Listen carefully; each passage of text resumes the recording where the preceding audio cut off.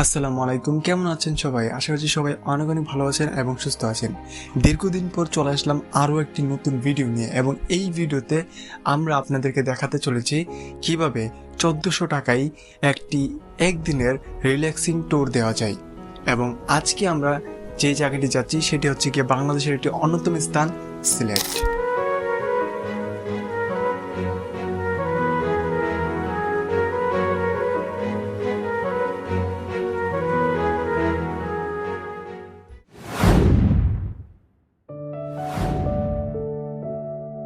সিলেট বাংলাদেশের উত্তর পূর্ব অঞ্চলের একটি বিভাগ, যার সবুজে ঘেরা পাহাড়, ঝর্ণার কোলাহল, চা বাগানের নরম স্পর্শ এজন্য প্রকৃতির এক জীবন্ত চিত্রকলা।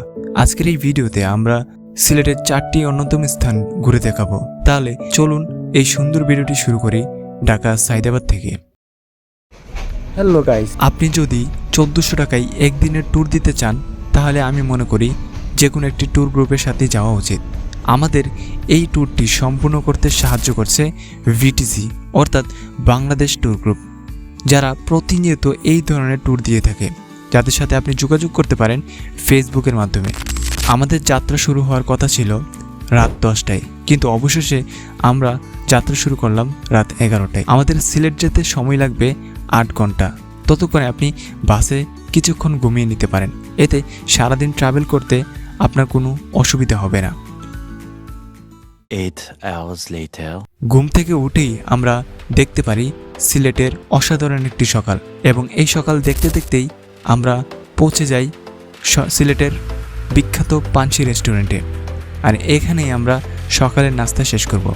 অবশেষে 8 ঘন্টা জার্নি শেষে এখন আমরা আছি পানসি রেস্টুরেন্টে, আর আমরা এখন খাবারের জন্য ওয়েট করতেছি। সো বিটিসি গ্রুপ আমাদেরকে সকালের নাস্তা হিসেবে প্রোভাইড করছে বোনা খিচুড়ি আর একটা ছোট্ট মাংসের পিস। সো পানসি রেস্টুরেন্টে এই খাবারগুলো আমার কাছে খুবই ভালো লাগছে, তার জন্য বিটিসি গ্রুপকে ধন্যবাদ। এটা কি লেগ পিস?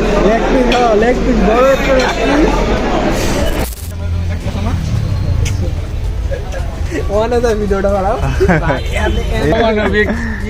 উত্তোলন করবে। এগুলো উদ্বোধন করে না। সকালের নাস্তা শেষ করার পরপরই এখন আমরা যাচ্ছি সিলেটের অন্যতম মালনীছড়া চা বাগানের উদ্দেশ্যে।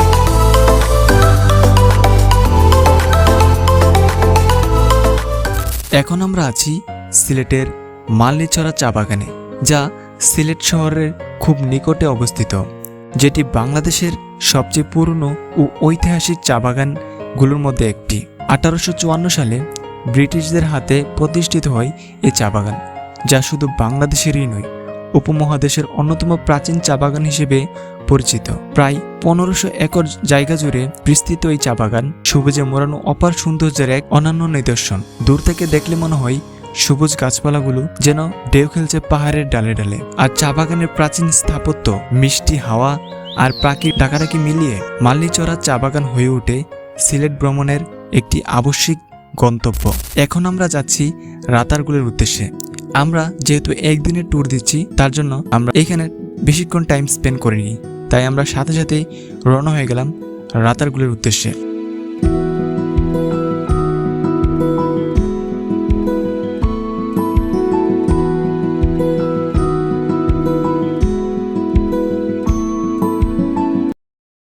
এখন আমরা আছি রাতারগুলে, এবং রাতারগুলের এই স্থানটি সিলেটের আম্বরখানা থেকে প্রায় 21 কিলোমিটার দূরে অবস্থিত।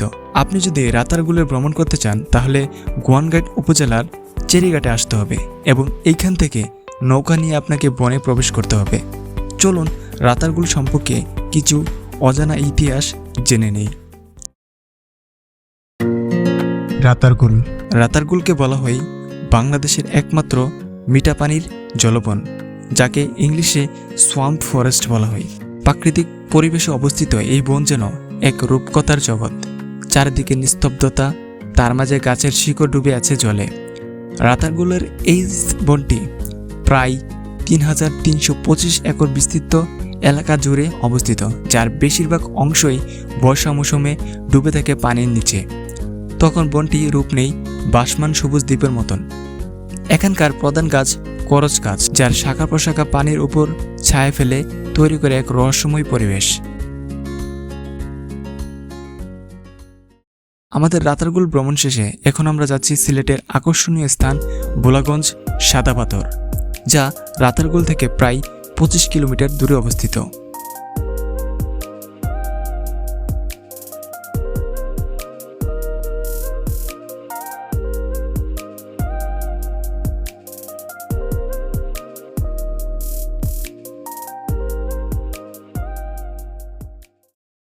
অবশেষে আমাদের কাঙ্ক্ষিত পয়েন্ট ভোলাগঞ্জ সাদা পাথরে এসে পৌঁছাই এবং আসল পয়েন্টে যাওয়ার আগে আমরা দুপুরের খাবার শেষ করে নেব।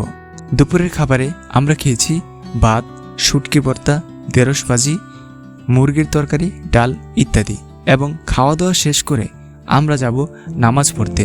যেহেতু আজকে শুক্রবার, তাই আমরা সকালে নামাজ পড়তে চলে আসলাম। দেখা হচ্ছে নামাজের শেষে।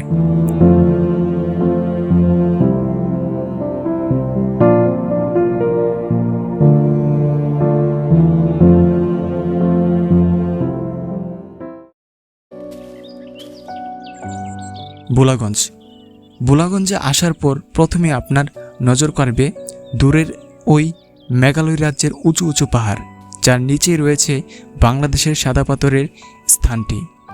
এইখানে যেতে হলে আপনাকে ছোট ছোট নৌকায় করে যেতে হবে।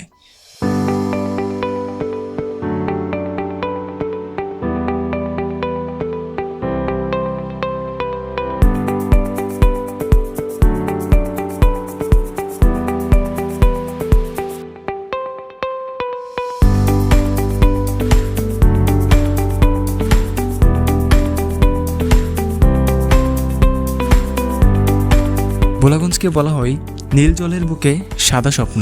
সিলেটের সীমান্ত ঘেঁষা এক অনন্য সৌন্দর্যের নাম ভোলাগঞ্জ সাদা পাথর। এটি সিলেট জেলার কোম্পানীগঞ্জ উপজেলায় অবস্থিত, যেটি বাংলাদেশের অন্যতম জনপ্রিয় একটি প্রাকৃতিক পর্যটন হিসেবে পরিচিত। ভোলাগঞ্জে পৌঁছে আপনি দেখতে পারবেন স্বচ্ছ নীলাচলের ধারা, যার নিচে দেখা যায় জলে জলে জ্বলছে সাদা পাথর। চারপাশে সবুজ পাহাড়, মাঝখানে ঝর্ণার মতো নদী, এজন্য প্রকৃতির হাতে আঁকা এক জীবন্ত চিত্রকর্ম। এখানে ধলাই নদী দিয়ে ভেসে আসে পাথর, আর স্থানীয় মানুষজনের পাথর সংগ্রহের দৃশ্য এই স্থানকে করে তোলে আরও জীবন্ত ও ব্যতিক্রমী। সাদা পাথরের সৌন্দর্য, ঠান্ডা জলের স্পর্শ আর পাহাড়ি বাতাস মিলিয়ে ভোলাগঞ্জ হয়ে উঠেছে পর্যটকদের জন্য এক স্বপ্নিল ঠিকানা। যারা পাহাড়, নদী নালা, সবুজ গাছপালা ভালোবাসেন, তাদের জন্য এটি একটি অনবদ্য গন্তব্য। ভোলাগঞ্জ সাদা পাথর ঘোরার পর এখন আমরা সিলেট শহরের বিখ্যাত স্থান হযরত শাহজালাল রহমতুল্লাহ আলাইহি এর মাজার শরীফ।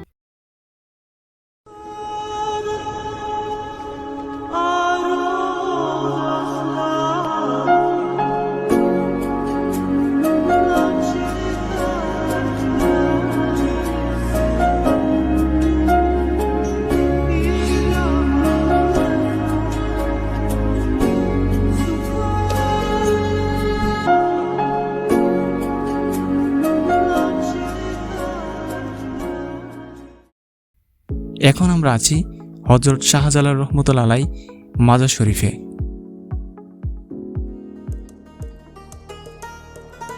হযরত শাহজালাল রহমতুল্লাহ আলাইহি এর মাজার সিলেট শহরের কেন্দ্রস্থলে অবস্থিত, যা বাংলাদেশের অন্যতম শ্রদ্ধেয় ধর্মীয় ও ঐতিহাসিক স্থান। বলা চলে 1303 খ্রিস্টাব্দে ইসলাম প্রচারের লক্ষ্যে হযরত শাহজালাল রহমতুল্লাহ আলাইহি সিলেটে আসেন এবং তার নেতৃত্বে হিন্দু রাজা গৌরগোবিন্দের শাসনের অবসান ঘটে। মৃত্যুর পর তাকে এই মাজারস্থলে দাফন করা হয়। প্রতিদিন হাজারো ভক্ত ও পর্যটক এখানে আসেন মাজার পরিদর্শনের উদ্দেশ্যে। মাজার প্রাঙ্গণে জালালি কবুতরের উপস্থিতি ও আধ্যাত্মিক পরিবেশে এক বিশেষ পবিত্রতা এনে দেয়। মাজারটি শুধু ধর্মীয় নয়, ঐতিহাসিক গুরুত্বেও অনন্য এক নিদর্শন, এবং এখানে সিলেট ভ্রমণের হাজার হাজার পর্যটক এই মাজারে একবার না হলেও আসে।